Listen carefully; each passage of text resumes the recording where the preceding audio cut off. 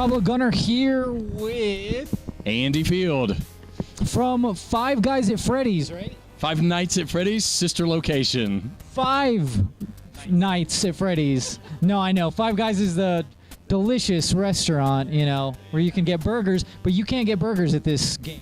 Well, in our game, it's Circus Baby's Pizza World. I don't know if they serve burgers. I haven't seen the menu, but I know there's pizza. Right, yeah, there is pizza, which is better than burgers in everybody's opinion. So, yeah, tell us about the Five Nights at Freddy's. I've heard it's a phenomenal game. I'm going to be honest, I have not played it. I've watched Let's Plays of it because that's the best. Like, people get terrified. So. Yeah, I'd rather watch people get scared than get scared myself. So Five Nights at Freddy's sister location is set in Circus Baby's Pizza World, which is a sister location to the pizza place in the first 4 games, which is Freddy Fazbear's Pizza. So Circus Baby's Pizza World, and you're the night maintenance man. So a new thing for this game is that you move around in the pizza place at night, repairing the animatronics that are murderous and want to kill you and are likely haunted by the souls and bodies of murdered children. So, and kids love it. So, so as you move through the game, I am your friendly guide, Hand Unit.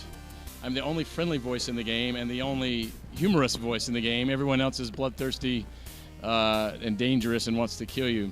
So I think that's the summary of the game there for you.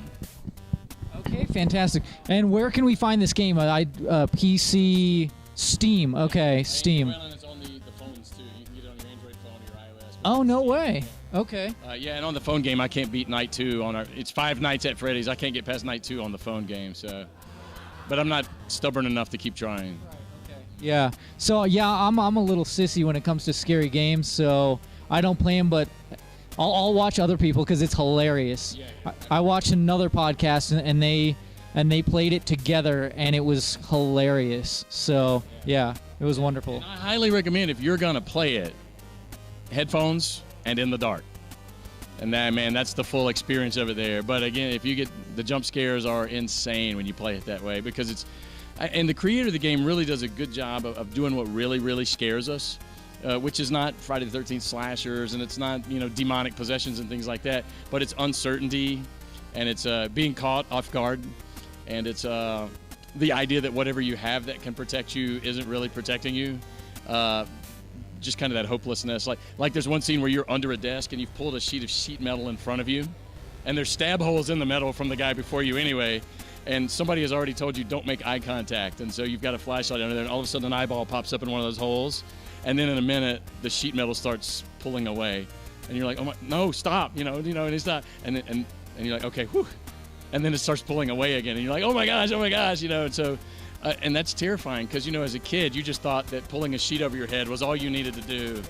So the feeling of that lifting, and not even knowing what it is it's lifting it is just terrifying. And he does a real good job of manipulating sound. You know, so there's times where there's a lot of white noise that you don't even notice, and then when it all goes away, it's just terrifyingly silent. Just really, there's one scene. It's the only scary part I have in the whole game. It's not scary; it's startling. Where I've told you you're gonna have to crawl through this room, and when Ballora, the animatronic ballerina, comes, you'll hear her music coming, and so when you hear her coming, stop. And when you hear it go away, you can move again, right? And then I say, in my character voice, I will turn myself off so as to avoid an auditory disturbance. So then you're crawling through, and so you turn your volume up because you can hear her little ballerina music coming, and it comes in one ear and out the other, and you're crawling, and you stop, and all that. And it's all quiet, and you're stressed out. And then I come back on and say, you seem to be taking a long time because you cranked up the volume, right? Is everything all right? And so when you watch the Let's Plays, everybody's like, dude, shut up, you know? So that's the only startle I get through the whole thing, and it's as scary as anything else in the game. So he does a really good job of hitting all that, and really, I think he can articulate what scares us better than a lot of people can. That's awesome, brilliant. Yeah, because everyone played the first one, they're like, they knew there was going to be another one, but they're like, how are they going to step it up? And there you go, they did it. Yeah, he hired about a dozen voice actors and made it so you move around a bit and introduce new characters and a new location, and it's yeah, it's been a neat, fresh twist on it. I had never heard of it before, so now I can go back and look at all the others and say, yeah, this really was a new level of depth to the franchise, and I think it's been a good addition. Awesome, fantastic. So we'll keep an eye out for that. Check it out. Also, where can we check more of you out? Is there other stuff, upcoming projects? Or I'm going to be in a video game that's coming out, I think, later this year called Nilo. It's kind of a fast-paced science fiction shooter. You play like this. There's like this alien race that's like defending themselves against another alien race, and so you're like this cool-looking dude with like this long tail, and you can collect weapons, almost like Galaga from the '80s. You end up with like 4 laser cannons all going off of you, and then of course all the voice acting is in between scenes, and so I'm the angry chancellor or counselor who is mad that that we have failed and the enemy has invaded and all this stuff, and I'm like the commander of one of the spaceships too, but.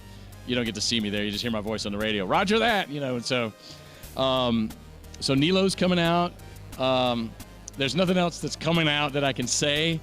Look for me as an extra on The Walking Dead this season coming up. I'll probably be a blur in the background of episode 10, but in episode 13, I'll look just like this, but with a big old 1970s mustache and a bow and arrow. So it's gonna be legit. And I'll also probably be a blur in the background in Avengers Infinity War this year. So watch for me on that. Just spend the whole movie looking for me. So it's going to be awesome. But that's all I've got really coming up that's of interest to anyone listening to this. No one wants to hear about e-learning narrations, right? No, I'm just kidding, man. All right. Thank you very much. Appreciate it. All right. Thank you very much. I appreciate you coming out. Thanks, buddy. For sure.